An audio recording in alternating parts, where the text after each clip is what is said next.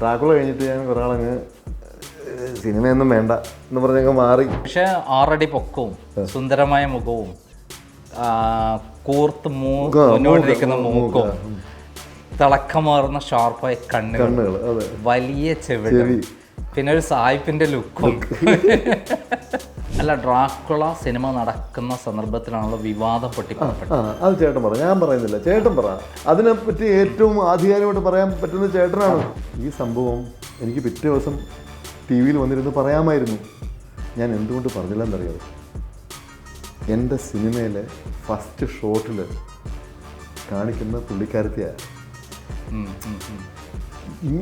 ഈ ആളാണ് ഈ സിനിമയിൽ അഭിനയിക്കുന്ന അറിഞ്ഞു കഴിഞ്ഞാൽ ജനം ഫസ്റ്റ് ഷോട്ടിൽ കൂടില്ലേ? അതായത് സിനിമയിൽ അഭിനയിക്കണമെങ്കിൽ അല്ലെങ്കിൽ അല്ലാതെയും പലർക്കും കാഴ്ചവെക്കണം എന്നുള്ള അമ്മമാർ ആണ് മുൻകൈ എടുക്കുന്നതിൻ്റെ ഏറ്റവും വലിയ തെളിവാണ്. മുള്ളിക്കട മാത്രമാണ് എൻ്റെ ലൊക്കേഷൻ മുഴുവൻ തെറി പറഞ്ഞപ്പോൾ ഞാൻ തിരിച്ചും തെറി പറഞ്ഞു. ഇതേ ഉള്ളൂ. പക്ഷേ ഏതായാലും ഈ പറഞ്ഞ പോലെ തന്നെ ഞാനങ്ങ് നാറി. ഞാനങ്ങ് ആ സമയത്ത് അങ്ങ് നാളെ എൻ്റെ പിള്ളേർക്ക് സ്കൂളിൽ പോകാൻ പറ്റാത്ത പരിപാടി, എന്നെ മാനസികമായിട്ട് ഹറാസ് ചെയ്യുക, പീഡിപ്പിക്കുക. എൻ്റെ വീട്ടിൽ വന്നിട്ട് എൻ്റെ ഭാര്യയോട് എനിക്കൊരു വില കിട്ടും.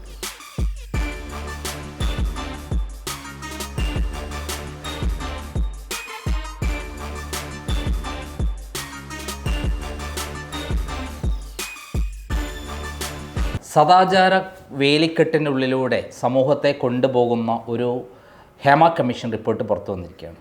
എന്നാൽ സദാചാര വേലിക്കെട്ടൊന്നുമില്ല, ഇതൊക്കെ തുറന്ന ജീവിതമാണ് എന്ന് പച്ചയായി പറഞ്ഞിട്ടുള്ളൊരു നടനുണ്ട്. അദ്ദേഹമാണ് നമ്മളോടൊപ്പമുള്ളത്.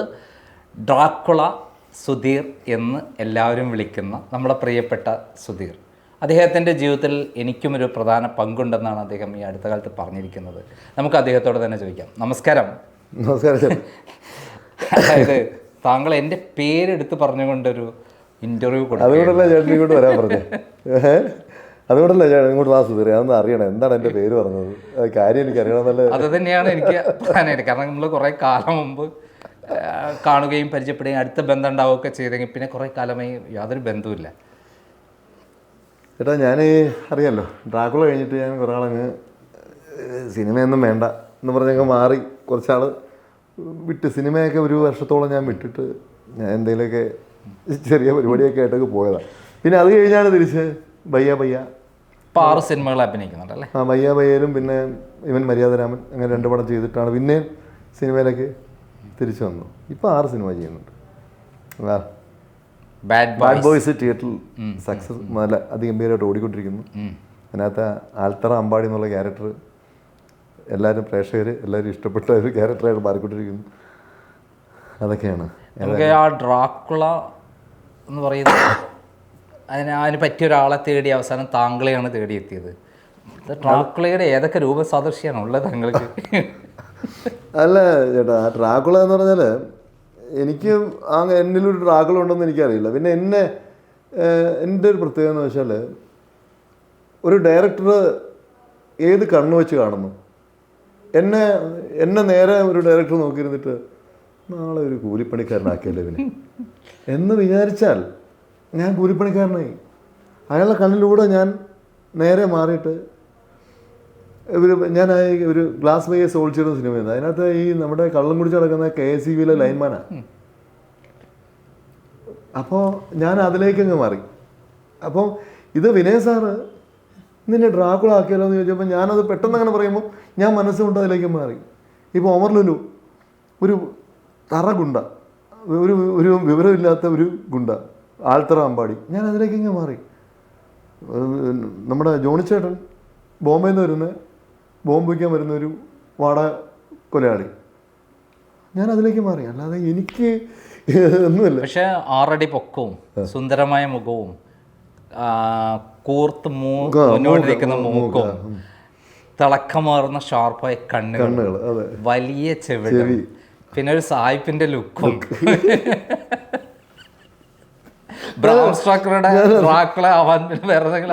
പക്ഷെ ഞാനല്ല ചേട്ടാ, ഞാൻ ഈ ഇത് കണ്ടപ്പോഴേക്കും ഈ ബാഡ് ബോയ്സ് കണ്ടപ്പോൾ ആ ഡ്രാക്കുളയല്ല, ആ ഞാനാണോ ഈ ഞാനൊന്ന് സാധാരണ നമ്മളല്ലേ വിലയിരുത്തും. പക്ഷേ നമ്മൾ പ്രേക്ഷകർ ആ ക്യാരക്ടറായിട്ടാണ് കാണുന്നത്. പക്ഷേ ഞാനെന്നൊരാൾ നോക്കുമ്പോൾ ഓ ഞാൻ തന്നെയാണല്ലേ ഡ്രാക്കുള ചെയ്തത്, അയാളാണല്ലേ ഇയാൾ എന്നൊരു തോന്നൽ എനിക്ക് വരുന്നുണ്ട്. ആ ഒരു പ്രശ്നമാണ്, അതൊരു പ്രശ്നമാണത്. കാര്യം എന്ന് വെച്ചാൽ ഈ 100 സിനിമ ചെയ്തിട്ടും ഈ ഇടയ്ക്കാണ് സുധീർ എന്നുള്ള പേര് തന്നെ വെളി വരാൻ തുടങ്ങിയത്. സുധീർ എന്നുള്ള പേര് ഇപ്പോൾ ഡ്രാക്കുള സുധീർ എന്നും സുധീർ സുകുമാരൻ എന്നും ഒക്കെ വെളി വരാൻ തുടങ്ങി. ഡ്രാക്കുള സുധീർ എന്ന് പറഞ്ഞിട്ട് എസ്റ്റാബ്ലിഷ് ചെയ്ത് കഴിഞ്ഞിട്ടുണ്ട്. താങ്കളെ കാണാൻ വല്ലാതെ ആഗ്രഹത്തോടെ കാത്തിരിക്കുന്നുണ്ട് ആൾക്കാർ. സത്യം ഇപ്പോഴും കാണാത്ത, നേരിട്ട് കാണുമ്പോൾ അത് തന്നെയാണോ ചോര കുടിക്കാൻ വരുന്ന നീണ്ട പല്ലും? ഇഷ്ടമാണെന്ന് വെച്ചാൽ ഞാൻ ആരെയും ഉപദ്രവിച്ചിട്ടില്ല ചേട്ടാ. ചേട്ടനറിയാമല്ലോ, പിന്നെ ഡ്രാക്കുള സിനിമ നടക്കുമ്പോൾ ഒരു സംഭവം ഉണ്ടായി. ഞാനൊന്നും പറയാം, ചേട്ടൻ പറ. ഓക്കെ. അല്ല, ഡ്രാക്കുള സിനിമ നടക്കുന്ന സന്ദർഭത്തിലാണല്ലോ വിവാദം പൊട്ടിപ്പുറപ്പെട്ടത്. അത് ചേട്ടൻ പറ, ഞാൻ പറയുന്നില്ല, ചേട്ടൻ പറ. അതിനെപ്പറ്റി ഏറ്റവും ആധികാരികമായിട്ട് പറയാൻ പറ്റുന്ന ചേട്ടനാണ്. അതായത് രാജേശ്വരി അല്ലേ പേര്? അതെ അതെ അതെ. എന്ന സിനിമാ നടിയെ ബന്ധപ്പെട്ടിട്ടാണല്ലോ ഈ പ്രശ്നങ്ങളൊക്കെ. സിനിമാ നടിയായിരുന്നോ? അവർ നേരത്തെ ഒരു പ്രോസ്റ്റിറ്റ്യൂട്ടായിട്ട് പ്രവർത്തിക്കുകയും പിന്നീട് അവർ കല്യാണം കഴിക്കുകയും, അതും ഒരു ഇത്തരം രംഗത്ത് പ്രവർത്തിക്കുന്ന ഒരാളുടെ ഒരു സ്ത്രീയുടെ മകനെയാണ് കല്യാണം കഴിക്കുന്നത്. എന്നിട്ട് നല്ല ജീവിതം നയിക്കാൻ വേണ്ടി ആഗ്രഹിച്ചു. പക്ഷെ ഇവർ ചാടിപ്പോയി ബാംഗ്ലൂർക്ക് 3 ലക്ഷം രൂപ നിശ്ചയിച്ച് പോയി. ആ കഥയാണ് നമ്മൾ പുറത്തുവിട്ടത്. അതിന് തെളിവുകളാണ്, കോടതി രേഖകളുള്ള തെളിവുകളാണ് ഞങ്ങൾ പുറത്തുവിട്ടതെന്ന്. 2006 അല്ലേ? അതിനുശേഷമാണ് താങ്കളുടെ 2012 അതാണ്. അപ്പം എനിക്കെതിരെ ഇങ്ങനൊരു നടി തല്ലിയെന്ന് പറഞ്ഞ് കേസ് കൊടുത്ത് തട്ടിക്കൊണ്ടുപോകാന്ന് വെച്ചപ്പോഴാണ് ചേട്ടൻ ഈ ന്യൂസ് പത്രത്തിലൂടെ അറിയുന്നത്. അപ്പോഴാണ് ചേട്ടൻ എന്നെ വിളിക്കുന്നത്, സുധീറ ഇത് ഇന്ന ആളാണോ എന്ന് ചോദിച്ചപ്പോൾ ഞാൻ പറഞ്ഞു അതെ. സുധീറെ ഏത് പോലീസ് സ്റ്റേഷനിൽ കേസ് വല്ലതും ഉണ്ടോ എന്ന് ചോദിച്ചു. ഞാൻ പറഞ്ഞു ചേട്ടാ ഇവിടെ കടവന്ത്ര പോലീസ് അന്വേഷിക്കുന്നുണ്ട്, തൃപ്പൂണിത്തുറ കേസ്. ഒരു സെക്കൻഡ് ഞാൻ വിളിക്കാമെന്ന് പറഞ്ഞിട്ട് ചേട്ടൻ സ്റ്റേഷനിൽ വിളിച്ചു. പറഞ്ഞു ഇന്ന ആളാണ്, അത് തട്ടിപ്പാണ്, ഫ്രോഡാണ്, കേസാണെന്നാണ് ചേട്ടൻ വിളിച്ച് പറഞ്ഞത്. അതോടുകൂടി അവർ കേസ് മാറ്റി ചേട്ടൻ എൻ്റെ ഡീറ്റെയിൽ അങ്ങോട്ട് ഇട്ട് കൊടുത്തു അല്ലേ? എല്ലാ രേഖകളും ഇട്ട് കൊടുത്തു. കോടതി രേഖയാണ്, വെറുതെ ഇവിടെ കിടക്കുന്ന രേഖയല്ല. എല്ലാം ഇട്ട് കൊടുത്തു. അതോടുകൂടി അവർ കേസ് ക്യാൻസൽ ചെയ്തു. ഈ സംഭവം എനിക്ക് പിറ്റേ ദിവസം TV യിൽ വന്നിരുന്ന് പറയാമായിരുന്നു. ഞാൻ എന്തുകൊണ്ട് പറഞ്ഞില്ല എന്നറിയാമോ? എൻ്റെ സിനിമയിലെ ഫസ്റ്റ് ഷോട്ടിൽ കാണിക്കുന്ന പുള്ളിക്കാരത്തിയാണ്. ഈ ആളാണ് ഈ സിനിമയിൽ അഭിനയിക്കുന്നത് അറിഞ്ഞു കഴിഞ്ഞാൽ ജനം ഫസ്റ്റ് ഷോട്ടിൽ കൂവില്ലേ? സിനിമ ഭയങ്കരമായിട്ട് ബാധിക്കും. നമ്മുടെ എൻ്റെ ചോറിനകത്ത് ഞാൻ മണ്ണുവാരി ഇടുകയല്ലേ, അതുകൊണ്ട് ആ കാളകൂട വിഷം, ആ നുണക്കഥ എല്ലാം എൻ്റെ തലയിലേക്ക് ഞാൻ എടുത്തു വെച്ചിട്ട് എനിക്ക് സങ്കടം വന്നു പോയ കാര്യം എന്ന് പറയുക കേട്ടോ. എനിക്ക് ഈ 2021 ക്യാൻസർ ഡയഗ്നോസ് ചെയ്തത്. ഞാൻ ക്യാൻസറായിട്ട് ആളുകളോട് എനിക്ക് വേണ്ടി പ്രാർത്ഥിക്കണം, ഞാൻ സർജറിക്ക് കയറണം എന്നൊക്കെ ഞാൻ ഇങ്ങനെ പറഞ്ഞപ്പോൾ അതിൻ്റെ താഴെ ഒരാൾ കമൻ്റ് എഴുതുക, നിനക്ക് ക്യാൻസർ അല്ലടാ, എയ്ഡ്സും കുഷ്ഠമൊക്കെ വരും. കാര്യം എന്ന് വെച്ചാൽ നീ പണ്ടൊരു പാവപ്പെട്ട പെണ്ണിനെ തട്ടിക്കൊണ്ടുപോയി കല്യാണം കഴിക്കാൻ ശ്രമിച്ചിട്ട് തട്ടിക്കൊണ്ടുപോയിട്ട് റോഡിട്ട് തല്ലിയതല്ലേ, നിനക്കിതും വരും, അവരുടെയൊക്കെ ശാപമാണ്. ഞാൻ സത്യം പറഞ്ഞ എനിക്ക് ക്യാൻസർ വന്നതിനേക്കാളും ഞാനൊരൊറ്റ ഒരു കമൻ്റാണ് ഞാൻ ഇന്ന് ചേട്ടൻ്റെ മുമ്പിൽ ഇരുന്ന്, അല്ല ഞാൻ കഴിഞ്ഞ ദിവസം ഇതൊക്കെ വെറും ഫേക്കാണ്, സത്യാവസ്ഥ അറിയാവുന്നത് ക്രൈം നന്നാവാറിനെ ഇട്ടുണ്ട്, പുള്ളിയുടെ കയ്യിൽ ഫുൾ എവിഡൻസ് ഉണ്ട്, കോടതി രേഖകൾ വരെ ഉണ്ട്, എന്തെല്ലാം സംഭവം ഉണ്ടാക്കിയ അത് പുള്ളി ഒറ്റൊരുത്തം കാരണമാണ് കേസ് പോലും ഇല്ലാതായത് എന്ന് ഞാൻ പറയാൻ കാര്യം അതാണ്. അതാണ് ചേട്ടൻ്റെ പേരെടുത്ത് ഞാൻ ഉപയോഗിച്ചത്. യഥാർത്ഥത്തിൽ രാജേശ്വരിയുമായിട്ടുള്ള, എനിക്ക് പേര് പറയുന്നതിന് കുഴപ്പമില്ല, ഞാൻ പബ്ലിഷ് ചെയ്തതാണ്, കവർ പേജ് സ്റ്റോറി ഞാൻ ചെയ്തതാണ്, ഒരു ലക്കത്തിലല്ല പല ലക്കങ്ങൾ ചെയ്തിട്ടുണ്ട്. എനിക്കെതിരെ ബാംഗ്ലൂരിൽ നിന്ന് അവർ കേസ് കൊടുത്തതാണ്. പക്ഷേ എനിക്ക് അനുകൂലമായി വിധി ബാംഗ്ലൂരിൽ നിന്ന് വന്നു എന്നുള്ളതാണ് പ്രധാനം. 700 കോടി ആസ്തിയുള്ള ഒരു മജീദ് എന്ന് പറയുന്ന സിമി ലാബ് എന്ന് പറയുന്ന കമ്പനിയുടെ ഉടമ എനിക്കെതിരെ കേസ് കൊടുത്തു. അതിൽ എനിക്ക് അനുകൂലമായി വിധി വന്നു. ഡോക്യുമെൻ്റ് കംപ്ലീറ്റ് ചെയ്യാൻ കോടതി ഹാജരാക്കി. അപ്പോൾ അത്രയും വലിയ സംഭവങ്ങൾ അതിനകത്ത് ഉണ്ടായിട്ടുണ്ട്. പുള്ളിക്കാരനും ഇവരുമായിട്ടുള്ള ബന്ധം എന്താ? അവർക്കാണല്ലോ 3 ലക്ഷത്തിന് കൈമാറിയത്. ഇതിൻ്റെ അകത്ത് ഇടനിലക്കാരനായിരുന്ന ജോസ് വാഗയാടോ അങ്ങനെ പേര് മറന്നു, അയാളായിരുന്നല്ലോ എറണാകുളത്തെ ഏറ്റവും വലിയ പിമ്പ്. അവർ ഇവരെ ചാടിച്ചു കൊണ്ട് അവരെ കസ്റ്റഡിയിലായിരുന്നു ഈ ലേഡി. അപ്പോൾ അവിടെ നിന്ന് പിന്നീട് കല്യാണം കഴിക്കുന്നു. കല്യാണം കഴിച്ചിട്ട് അതിന് ശേഷം ഇയാൾ ചാടിച്ചു കൊണ്ടുപോകണു. സിനിമയിൽ പേരൊക്കെ ഉണ്ടല്ലോ, അങ്ങനെ 3 ലക്ഷം റുപ്യ കൊടുക്കുന്നു. അതാണ് ഞാൻ ചെയ്ത സ്റ്റോറി അതിനകത്ത്. അപ്പോൾ ആ സ്റ്റോറി അവരെനിക്കെതിരെ കേസ് കൊടുക്കുന്നു. കേസ് കൊടുത്തതിൽ എനിക്ക് അനുകൂലമായി വിധി വരുന്നു. നമ്മൾ കോടതിയിലെ രേഖകൾ ഹാജരാക്കുന്നു. അപ്പോൾ അത് വളരെ വ്യക്തമായിട്ട് പ്രശ്നമായി വന്നതാണ്, ഗവൺമെൻറ് തലത്തിൽ പ്രശ്നമായി വന്നതാണ്. പിന്നീട് എൻ്റെ ഇവിടെ വച്ചപ്പോൾ നമ്മളെ റൊമാനിയയിൽ ഷൂട്ട് നടക്കുക ഡ്രാക്കുളയുടെ. അപ്പം എന്നോട് സുധിയേട്ടാ എനിക്ക് കുറച്ച് സംസാരിക്കണമെന്നുള്ളത്. ഞാൻ സംസാരിക്കാൻ വേണ്ടി എന്താ പറയുക, ഞാനോർത്ത് ഞാൻ പോകുന്നതിന് മുമ്പ് ഞാൻ മനസ്സിലായില്ലേ, കാരണം പുള്ളിക്കാരത്തി ഭയങ്കര പ്രശ്നക്കാരാണ്. വിനയ് സാറിനെ പറ്റിച്ചതാണ്. വിനയ് സാറിന് പറഞ്ഞ് ഞാൻ ആദ്യമായിട്ടാണ്, ഞാൻ അമേരിക്കക്കാരൻ്റെ ഭാര്യയാണ്, ഞാൻ ഇതുവരെ സിനിമയിലൊന്നും അഭിനയിച്ചിട്ടില്ല, എനിക്ക് ആഗ്രഹം കൊണ്ടാണെന്ന് പറഞ്ഞാണ് ഓഡീഷൻ വന്നതും. അപ്പോൾ ഇവിടെ വന്ന് ഞാൻ എയർപോർട്ടിൽ വെച്ചാണ് ഞാൻ പുള്ളിക്കാരത്തെ കാണും. ഞാൻ പറഞ്ഞു പുള്ളിക്കാരത്തെയാണോ എൻ്റെ വൈഫായിട്ട് അഭിനയിക്കുന്നത്? പുള്ളിക്കാരൻ നേരത്തെ സിനിമയിലൊക്കെ വെട്ടത്തിനകത്തൊക്കെ അഭിനയിച്ചാൽ ആണോ? എന്തൊക്കെ പ്രശ്നങ്ങളുണ്ട്, എന്തൊക്കെയോ പുള്ളിക്കാരത്തെ പറ്റി അലിഗേഷൻ. എനിക്ക് ഈ സംഭവം ഒന്നും അറിയില്ല, ചേട്ടൻ്റെ സംഭവം ഒന്നും അറിയില്ല. എന്തൊക്കെയോ വിഷയമുണ്ട്. എനിക്ക് ക്രൈമിലോ എവിടെയൊക്കെ വന്ന് എന്തൊക്കെയോ ഫയറിലോ ഇതിലൊക്കെ വന്നിട്ടുണ്ട് ഇവരെ പറ്റിയൊക്കെ. നീ ഒന്നും ഉണ്ടായിരുന്നേ, ഇനി വെറുതെ എന്നെ ടെൻഷൻ അടിപ്പിക്കാതെ. നമ്മൾ ഇതൊക്കെ നേരത്തെ അറിഞ്ഞിരുന്നെങ്കിലും വയ്ക്കായിരുന്നു. വേറെ ആരാ വരാനായി? ഇപ്പം ഒരാൾ വിമലാരാമനോ ആരെയോ സെലക്ട് ചെയ്തിട്ട് അവരെ എല്ലാവരും കൂടെ പാര വെച്ച് പോയി. ഇവളെങ്കിൽ ഇവള് 2 സീനേ ഉള്ളൂ, ഒന്ന് അഭിനയിച്ചിട്ട് പോട്ടെ എന്ന് പറഞ്ഞാൽ സാറും അത് മറന്നു. ഞാനങ്ങ് പോയി. അവിടെ ചെന്നപ്പോഴത്തേക്ക് ഇവരുടെ പെരുമാറ്റമൊക്കെ നല്ലൊരു പാവം കുട്ടി, നല്ലൊരു ഇത്. അപ്പോൾ എന്നോട് സംസാരിക്കണം എന്ന് പറഞ്ഞു. ഞാൻ മാറി സംസാരിച്ചപ്പം സുധിയേട്ടാ ഞാനിതെല്ലാം നായികയല്ലേ? നായിക? ഓക്കെ, ഈ പടം കൊണ്ട് എനിക്ക് രക്ഷപ്പെടണം. ഞാൻ ഇത്ര നാളും ജീവിച്ചത് വേറൊരു വഴിക്കാണ്. ഇത് ആരോട് പറയാതിരുന്നേ കുറേ കാര്യങ്ങൾ പറയാമെന്ന് പറഞ്ഞിട്ട് എൻ്റെ അമ്മ എന്നെ ഇങ്ങനെ, സത്യമല്ലേ, അതാണ് ഞങ്ങൾ പബ്ലിഷ് ചെയ്തത്. എൻ്റെ അമ്മ എന്നെ നശിപ്പിച്ചുകൊണ്ടിരിക്കുകയാണ്. എന്നെ ഇങ്ങനെ ഓരോ കാരണങ്ങൾ കുറേ കഥകൾ പറഞ്ഞു. അന്ന് ഇവിടെ പബ്ലിക്കിൻ്റെ ഇവിടെ ഒന്നും പറയാൻ പറ്റില്ല. അത് ഞങ്ങൾ പബ്ലിഷ് ചെയ്ത കാര്യം ആണോ? അതിനകത്ത് കുറേ കാര്യങ്ങളുണ്ട്, പക്ഷേ ഈ പറഞ്ഞ കാര്യങ്ങളൊന്നും അതിനകത്തില്ല. ഇല്ല, കൂടുതലായിട്ടുണ്ടാവില്ല. പക്ഷേ ഇതായിരുന്നു പുള്ളിക്കാരത്തി എന്നോട് പറഞ്ഞതെന്ന് വെച്ചാൽ കുറേ കാര്യങ്ങൾ. ഞാൻ രാവിലെ എന്നിട്ട് ഞാൻ ആ ഗ്രൗണ്ടിൽ എക്സസൈസ് ചെയ്തുകൊണ്ടിരിക്കുക. അപ്പം പുള്ളിക്കാരത്തേക്ക് മെഡിക്കൽ ഷോപ്പിൽ പോകണം, എൻ്റെ ഇടയ്ക്ക് മരുന്ന് വാങ്ങിക്കണം പറഞ്ഞിട്ട് ഞങ്ങൾ ആ തെരുവിൽ കൂടെ ഇങ്ങനെ അങ്ങ് നടന്നു. ഒരു 1.5 കിലോമീറ്റർ നടന്ന് തിരിച്ചു വരുമ്പോൾ ഈ കഥയും കഴിഞ്ഞു. എന്ത് കഥയാണ്? കാര്യം എന്താ വെച്ചാൽ ഒരു അമ്മ മകളെ വിറ്റ ഇതിൽ നിന്ന് രക്ഷപ്പെടണമെന്ന് പറഞ്ഞു. അപ്പോൾ എനിക്ക് ഈ പുള്ളിക്കാരൻ സിനിമയിൽ അഭിനയിക്കണമെങ്കിൽ അല്ലെങ്കിൽ അല്ലാതെയും പലർക്കും കാഴ്ചവെക്കണം എന്നുള്ള അമ്മമാർ ആണ് മുൻകൈ എടുക്കുന്നതിൻ്റെ ഏറ്റവും വലിയ തെളിവാണ് ഈ കഥാപാത്രം. അവർ ഒറ്റയ്ക്ക് കുറ്റക്കാരിയാണെന്ന് എനിക്ക് തോന്നിയിട്ടില്ല.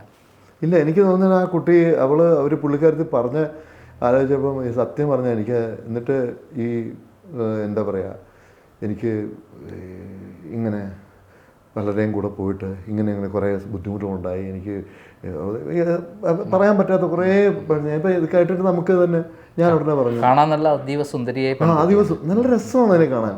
അവരെ പെരുമാറ്റവും സംസാരവും ഒക്കെ തന്നെ നല്ല എളിമെന്ന് വെച്ചാൽ ഞാൻ പറഞ്ഞില്ലേ, ഇവിടെ തിരിച്ചു വന്നിട്ട് അവിടുന്ന് വന്നിട്ട് ഞാൻ എൻ്റെ വൈഫിനെ കൊണ്ട് പരിചയപ്പെടുത്തണമെന്നുണ്ടെങ്കിൽ എനിക്ക് ഈ പുള്ളിക്കാരത്തിയോട് ഇത്രയ്ക്കൊരു സിമ്പതി തോന്നുന്നുണ്ട്. കാര്യം ഒരു അമ്മ ഇത് കഴിഞ്ഞ് ഈ പടം ഹിറ്റാണെന്നുണ്ടെങ്കിൽ ഞാൻ അന്ന് അമ്മയുടെ ട്രാപ്പിൽ നിന്ന് ഞാൻ രക്ഷപ്പെടുമെന്ന് വരെ എന്നോട് പറഞ്ഞിട്ടുണ്ട്. അതാണ് എൻ്റെ വൈഫിനെ കൊണ്ട് പരിചയപ്പെടുത്തി. അല്ല, ഇവിടെ വന്നപ്പോൾ എന്താണ് സംഭവം എന്ന് പറഞ്ഞാൽ, ഇവിടെ വന്നപ്പോഴത്തേക്ക് പുള്ളിക്കാരത്തി നായിക അല്ലാന്നറിയുന്നു. ഞാൻ വിനയ് സാറിനോട് പറഞ്ഞെന്ന്, ഞാനിത് രണ്ടുപേരോട് ഇങ്ങനൊരു സംഭവമുണ്ട് എന്ന് ഞാൻ ഫ്ലൈറ്റ് വെച്ച് പറഞ്ഞിരുന്നു. ആരോ ചെന്നിട്ട് പറഞ്ഞു കൊടുത്ത് ഞാൻ കാരണമാണ് ഈ സിനിമയിൽ നിന്ന് കേട്ട. ഇത്രയും ഉണ്ടായിരുന്നുള്ളൂ. നായികമാരെന്ന് പറഞ്ഞാൽ മൊണാൾ ഗജ്ജാറും ശ്രദ്ധാദാസ് അവരൊക്കെ ആയിരുന്നു. നേരത്തെ എനിക്ക് സ്റ്റോറി കൂടി അറിയാവുന്നത്. അപ്പോൾ ഈ എൻ്റെ ഭാര്യയായിട്ട് അവിടെ വെച്ച് മരിച്ചു പോകുന്ന ക്യാരക്ടറാണ് പുള്ളിക്കാരത്തിയാണ് ഹീറോ എന്ന് വിചാരിച്ചത്. അതിൽ കട്ട് ചെയ്യാൻ കാരണക്കാരൻ ഞാനാന്ന്. ആ ദേഷ്യമാണ് പുള്ളിക്കാരത്തി അല്ല വിഷയം. എന്താ വിഷയം? എന്തായിരുന്നു വിഷയം എന്ന് പറഞ്ഞാൽ പുള്ളിയുടെ മദർ. പുള്ളിക്കാരുടെ മദറാണ് എൻ്റെ ലൊക്കേഷൻ മുഴുവൻ തെറി പറഞ്ഞപ്പോൾ ഞാൻ തിരിച്ചും തെറി പറഞ്ഞു. ഇതേ ഉള്ളൂ. ചില നാറികൾ എൻ്റെ മകളുടെ വേഷങ്ങൾ നശിപ്പിക്കും പാര വെച്ചിട്ടെന്ന് പറഞ്ഞാൽ ഞാൻ പറഞ്ഞു എന്താ തള്ള ഇങ്ങനെയൊക്കെ പറയണമെന്ന് വെച്ച് അവിടെ ആലപ്പുഴ ഇതിൻ്റെ അവിടെ റൊമാനിയ എടുത്തതിൻ്റെ ബാക്കി എന്തോ കട്ട്സൊക്കെ ഇൻറ്റീരിയർ ആലപ്പുഴ ഉദയ സ്റ്റുഡിയോ ഷൂട്ട് അവിടെ വെച്ചിട്ട് എന്നെ തെറി പറഞ്ഞപ്പോഴാണ്. ഇത് എന്താണ് ഇവരുമായിട്ട് പിന്നീട് എന്തോ ഒരു പ്രശ്നമുണ്ടായി എന്ന് പറയുന്ന ഈ പറയുന്ന രാജേശ്വരിയായിട്ട് അവരുമായിട്ട് പ്രശ്നം കേസും എന്നെ പൊന്നിയേട്ടാ, ഇത് ഞാൻ ഈ സംഭവം അങ്ങോട്ടും ഇങ്ങോട്ടും ഈ സ്ത്രീയുമായിട്ട്, അതായത് ഇവരുടെ അമ്മ എന്ന് പറഞ്ഞ സ്ത്രീയായിട്ട് ചെറിയൊരു വാക്ക് തർക്കം ഉണ്ടായി. പിറ്റേ ദിവസം തൃപ്പൂണിത്തുറ സ്റ്റേഷനിൽ നിന്ന് വിളിച്ചപ്പോഴാണ് അറിയണത്, നിങ്ങൾ പിന്നെ ഒരു ലേഡിയെ പിന്നെ കടമത്ര സിഗ്നൽ വെച്ച് തടഞ്ഞു നിർത്തി തല്ലി വന്നു. ചേട്ടാ, ഒരു കേസ് കൊടുക്കുമ്പോൾ CCTV ക്യാമറ ഉള്ളതാണ്. ഒരു റോഡിൽ ഇനി എത്ര വലിയ ആളായാലും എത്ര വലിയ കുട്ടിയായാലും സ്ത്രീയെ റോഡിയിട്ട് തല്ലിയാണ് നാട്ടുകാർ വരെ തല്ലി. പിന്നെ അതൊക്കെ അങ്ങനെയൊക്കെ കൊണ്ട് കള്ളക്കേസ് കൊടുക്കുമ്പോൾ അത് എന്നെ നാറ്റിക്കുക എന്നുള്ളതാണ് ലക്ഷ്യം. അതിൻ്റെ പിന്നിൽ ആ വാഗ്യാട് ജോസ് എന്ന് പറയുന്ന കുപ്രസിദ്ധനായ ഒരു പിമ്പ് ആയിരുന്നു പ്രവർത്തിച്ചിരുന്ന ആ സമയത്ത്. അവർക്ക് പോലീസ് സ്റ്റേഷനിലൊക്കെ ഭയങ്കര ബന്ധമായി. ഇല്ല അതിനകത്ത് പിന്നെ എന്നോട് പോലീസ് സ്റ്റേഷൻ പറഞ്ഞ ഒരു ADGP ഉണ്ട്. അല്ല, അവർ ആ കണക്റ്റഡ് ആയിട്ട് ADGP ഇവരുമായിട്ട് നല്ല കണക്ഷൻ ആയിരുന്നു. പുള്ളിക്കാർ റിട്ടയർഡ് ആയി. ഇയാളാണ് പലർക്കും എത്തിച്ചു കൊടുത്ത, ADGPക്ക് അടക്കം എത്തിച്ചു കൊടുത്ത. അങ്ങനെ പോലീസിൽ നല്ല ബന്ധമാണെന്ന് ഞാൻ പറഞ്ഞത്. അതാണ് പുള്ളിക്കാർ, അതാണ് പിന്നെ എങ്ങനെയൊക്കെ ആയിരുന്നു. പക്ഷേ ഏതായാലും ഈ പറഞ്ഞ പോലെ തന്നെ ഞാനങ്ങ് ആ സമയത്ത് അങ്ങ് നാളെ എൻ്റെ പിള്ളേർക്ക് സ്കൂളിൽ പോകാൻ പറ്റാതെ വരുമോ, നിൻ്റെ അപ്പം വേറെ കല്യാണം കഴിക്കാൻ പോകണം നിൻ്റെ വീട്ടിലെന്ന് പറഞ്ഞപ്പോൾ കുഞ്ഞുങ്ങളൊക്കെ ഒരാൾ പറയാത്ത, പലപ്പോഴും സദാചാരത്തിൻ്റെ മുഖമൂടി അണിഞ്ഞ് നടക്കുന്ന ഒരു സമൂഹമാണ് നമ്മുടെ നടന്മാരൊക്കെ. അങ്ങനെയാണല്ലോ. അതൊക്കെ ബ്രേക്ക് ചെയ്തുകൊണ്ടാണ് താങ്കൾ കഴിഞ്ഞ ഒരു ഇൻ്റർവ്യൂവിൽ പറഞ്ഞത്, ഞാനൊരു 3 വർഷക്കാലം ഒരാളുടെ കസ്റ്റഡിയിലായിരുന്നു, അവർ പേയ്മെൻറ്റ് തന്നിരുന്നു എനിക്ക് എന്ന് പറയുന്ന ഒരു അത് ചേട്ടാ ഞാൻ പറഞ്ഞില്ല. എന്താണ് അതിൻ്റെ? ഞാൻ സിനിമയിൽ നിന്നൊക്കെ മാറുന്ന സമയത്ത് എന്ത് ചെയ്യണം എന്നറിയാൻ വേണ്ട സമയത്ത് ഒരാൾ യാദൃശ്യമായിട്ട് പരിചയപ്പെടുകയും, അപ്പം ഏതോ ഒരു നടി വെച്ചുകൊണ്ടിരുന്നെന്നാണ് ന്യൂസ് വന്നത്. ഞാനങ്ങനെ പറഞ്ഞിട്ടില്ല, ഞാനങ്ങനെ ഒരു കാരണവശാലും പറഞ്ഞില്ല. ഒരു ലേഡി എന്ന് പറഞ്ഞപ്പോൾ അത് ഈ വന്നപ്പോഴത്തേക്ക് നടിയെന്ന് ഒരു ലേഡി ഞാനുമായിട്ട് ഭയങ്കര അടുത്തു. അപ്പോൾ ഞാനെന്ന് വെച്ചാൽ ഒരു എന്ത് കാര്യത്തിലാണെങ്കിലും ഒരു ആത്മാർത്ഥമായിട്ട് ഇപ്പം ഒരാൾക്ക് വേണ്ടി ജോലി ചെയ്താൽ അത് 100% ആത്മാർത്ഥമായിട്ട് ചെയ്യും. അത് എന്ത് ജോലി ആയിക്കോട്ടെ, മനസ്സിലായില്ലേ? അപ്പോൾ അത് അവരുടെ കുറേ കാര്യങ്ങൾ എന്നെ ഏൽപ്പിച്ചു, റിയൽ എസ്റ്റേറ്റ് പരമായിട്ടും അവിടെ ഇവിടെ മറ്റേ. അപ്പോൾ ഞാനത് ഭംഗിയായിട്ടങ്ങ് ചെയ്തു. അവർ ഈ പറഞ്ഞ പോലെ തന്നെ പിന്നെ ഇവരുടെ കയ്യിൽ നിന്ന് എനിക്ക് രക്ഷപ്പെടാൻ പറ്റാത്ത അവസ്ഥയായി. കാരണം പിന്നീട് അവർക്ക് ഞാനില്ലാതെ പറ്റാതായി. ഞാൻ എന്ന് പറഞ്ഞാൽ ഇത് ഇഷ്ടംപോലെ അത് കച്ചവടങ്ങൾ നടക്കുന്നുണ്ട്, റിയൽ എസ്റ്റേറ്റ് വരുമാനം മറ്റേത് മറിച്ചത് എല്ലാം വൻ ലെവലാണ് അത് നടന്ന്. അപ്പോൾ ഞാനതിൽ നിന്ന് എനിക്കൊരു മോചനം ഇങ്ങനെ മനസ്സുകൊണ്ട് ആഗ്രഹിച്ച സമയത്താണ് ഞാൻ പതുക്കെ റൂട്ട് മാറ്റി അവിടുന്ന് എന്നിലേക്ക് തിരിയാനും സിനിമയിലേക്ക് പോയി. വയ്യ അങ്ങനെ പോയപ്പോഴത്തേക്ക് പിന്നെ എനിക്ക് അഭിനയിക്കാൻ പറ്റാതായിപ്പോയി. കാരണം അഭിനയിക്കണ്ട, സിനിമ വേണ്ട, സിനിമ എന്തുണ്ടാക്കാനാ? ഞാൻ പറഞ്ഞു എനിക്ക് സിനിമ ഇല്ലാതെ പറ്റില്ല. അപ്പോൾ സിനിമ അഭിനയം നിർത്തിയെന്ന് പറഞ്ഞല്ലേ എൻ്റെ കൂടെ കൂടിയത്. അപ്പോൾ ഞാൻ പറഞ്ഞില്ല, എനിക്ക് സിനിമ വേണം. ഞാൻ രക്ഷപ്പെടൽ തന്നെയാണ് ഉദ്ദേശിച്ചത്. പക്ഷേ ഇവർക്ക് എനിക്ക് ക്യാമറയുടെ മുമ്പിൽ നിൽക്കാൻ പറ്റാത്തൊരവസ്ഥ, എന്നെ മാനസികമായിട്ട് ഹറാസ് ചെയ്യുക, പീഡിപ്പിക്കുക, എന്ത് ചെയ്യണമെന്ന് അറിയാൻ പോയൊന്നു. അങ്ങനെ ഞാൻ 2 പടത്തിൻ്റെ ഷൂട്ട് കഴിഞ്ഞിട്ട് പതുക്കെ ഫോണൊക്കെ ഒന്ന് ഓഫ് ചെയ്ത് വെച്ച് പോയി. എൻ്റെ വീട്ടിൽ വന്നു, കാണാൻ വയ്യാതെ കണ്ടേ പറ്റുള്ളൂ. എൻ്റെ വീട്ടിൽ വന്നിട്ട് എൻ്റെ ഭാര്യയോട് എനിക്കൊരു വില കിട്ടും, ഇന്ന പോലെ എനിക്ക് വിട്ടു തന്നെ. കുഞ്ഞുങ്ങളെ എന്താണെന്ന് വെച്ചാൽ ഒരു 5-6 കോടി രൂപ തരാം, സെറ്റിലായിരിക്കും. എനിക്ക് ഇല്ലാതെ പറ്റില്ല, കാരണം എൻ്റെ കാര്യങ്ങൾ നോക്കാൻ ആൾ വേണം. മറ്റു കാര്യങ്ങളൊന്നും അല്ല പറയണേ, എൻ്റെ കാര്യങ്ങൾ. കാരണം എനിക്ക് ഈ ഒരാൾക്ക് ഒട്ടായി പോകാൻ, കാര്യം ഞാനിത് ആരോട് പോയി പറയും? ഇത് ആരോടാ പോയി പറയുക? ആരോടാ പിന്നെ കാര്യം? ഒന്നാമത്തെ കാര്യം എന്ന് വെച്ചാൽ എന്തെങ്കിലും ഒരു അലിഗേഷൻ, ഞാൻ എന്തെങ്കിലും കംപ്ലയിൻറ്റ് പോലീസ് ചെയ്ത് കഴിഞ്ഞാൽ ഇല്ല മറ്റേ ട്രാക്കുള്ള സംഭവം കിടക്കുക, ആ സാധനം കിടക്കുക, വീണ്ടും ഒരു പെണ്ണ് കേസിലേക്ക് പോകും. കാര്യം വേണമെങ്കിൽ പ്ലേറ്റൊക്കെ മാറി മറിയും, കാരണം പെണ്ണിൻ്റെ കൂടെ ആൾ നിൽക്കുള്ളൂ. അപ്പം ഞാൻ ഈ 3 വർഷക്കാലം 3 വർഷത്തിൽ 2 വർഷം 1.5 വർഷക്കാലം ഞാൻ അനുഭവിച്ച മാനസിക പിരിമുറുക്കവും ഡിപ്രഷനും, അത് എൻ്റെ വൈഫിനോട് ഞാൻ ഒരു ആ സംഭവം എനിക്ക് വയ്യാതെ വന്നപ്പോഴാണ് ഇതിൻ്റെ ഡീറ്റെയിൽ ആയിട്ട് ഞാൻ തുറന്ന് പറയണേ. കാര്യം എന്ന് വെച്ചാൽ കാരണം എടി ഇങ്ങനെ അന്ന് ഇങ്ങനെയൊക്കെ ആയിരുന്നു. ആണോ? കാര്യം അന്ന് ഈ പറഞ്ഞ പുള്ളിക്കാരത്തി വിചാരിച്ചിരുന്നത് ഇന്ന പോലെ ഞാൻ പുള്ളിയുടെ ബിസിനസ് കാര്യങ്ങളൊക്കെ നോക്കി ഞാൻ ഡീൽ ചെയ്യുന്നു, ഞാനില്ലാതെ പറ്റില്ല, ഞാനില്ലാതെ ബിസിനസ് മുന്നോട്ട് പോകാൻ പറ്റില്ല എന്നുള്ള രീതിയിലാണ് ആ പുള്ളിക്ക് പാവം അങ്ങനെ വിചാരിച്ചിരുന്നത്. പക്ഷേ അതിനേക്കാളും എന്ന് പറഞ്ഞാൽ കൊടും പീഡനമായിരുന്നു. കാര്യം ഒരു സ്ത്രീയുടെ വേറൊരു ഭയാനകമായ വർഷം, ഒരു സ്ത്രീ എത്രത്തോളം ക്രൂരയാവും അതറിയാം. അത് ഒരു സ്ത്രീക്ക് ഉണ്ടാകുന്നത് അവർ വല്ലാതെ ഇഷ്ടപ്പെടുകയും അവർക്ക് പിരിഞ്ഞ് പോകാൻ പറ്റാത്ത അവസ്ഥ വരികയും സുധീറിന് അത്രമാത്രം വല്ലാത്തൊരു അനുരാഗം ഉണ്ടാവുകയും ചെയ്ത ഒരു അവസ്ഥയിൽ നിന്നല്ലേ? അങ്ങനെയല്ല. പിന്നെ എന്താണ് താങ്കളുടെ ആ ഇൻ്റർവ്യൂവിൽ കേട്ട് കഴിഞ്ഞാൽ അവർക്ക് അങ്ങനെ ഒരു അവസ്ഥ വരികയും താങ്കളുമായി ഇല്ലാതെ ജീവിതത്തിൽ താങ്കളെ പങ്കാളിത്തമില്ലാതെ മുന്നോട്ട് പോകാൻ പറ്റാത്തൊരവസ്ഥയാണ് എന്നാണ് മനസ്സിലാക്കുന്നത്. ചേട്ടാ, ഞാൻ പോലും അങ്ങനെയാണ് കരുതിയിട്ടുള്ളത്. ചേട്ടാ, അത് ഈ ഒരു ആണിന് പെണ്ണിനോടുള്ള ഇഷ്ടവും പെണ്ണിന് ആണിനോടുള്ള ഇഷ്ടവും അത് പല പല കാരണങ്ങൾ കൊണ്ടുണ്ടാകാം. ചില ആളുകളെ സാമീപ്യം അവർക്ക് പോസിറ്റിവിറ്റി കൊടുക്കും, അവർ ഇഷ്ടപ്പെടുന്ന ഒരാളായിരിക്കും. പല പല കാര്യങ്ങൾ. ഇത് പിന്നെ സെക്സ് മാത്രമല്ല ചേട്ടാ. എല്ലാവരും പേർക്ക് പോകും ഇവൻ ഭയങ്കര ഇതാണ്